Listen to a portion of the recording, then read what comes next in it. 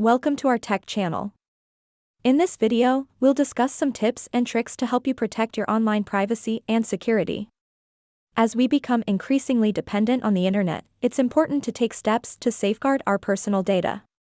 Firstly, create strong and unique passwords for each of your online accounts.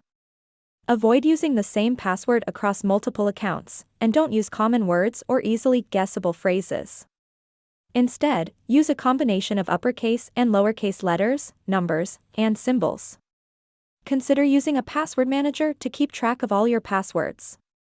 Next, enable two-factor authentication on your online accounts wherever possible. This adds an extra layer of security by requiring a second form of verification, such as a code sent to your phone or a fingerprint scan.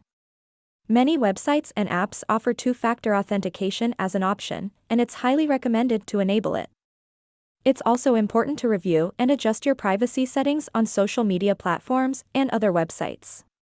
Make sure you're only sharing information with the people you want to, and limit the amount of personal information that's publicly visible.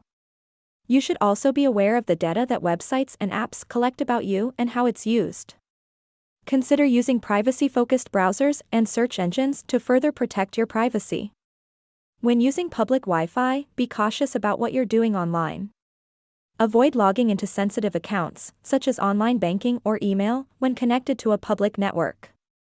Hackers can easily intercept your data on public Wi-Fi, so it's best to use a VPN or wait until you're on a secure network before accessing these accounts.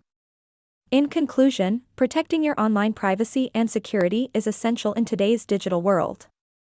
By creating strong passwords, enabling two-factor authentication, adjusting your privacy settings, and being cautious when using public Wi-Fi, you can help keep your personal data safe and secure online. Thanks for watching, and stay safe online.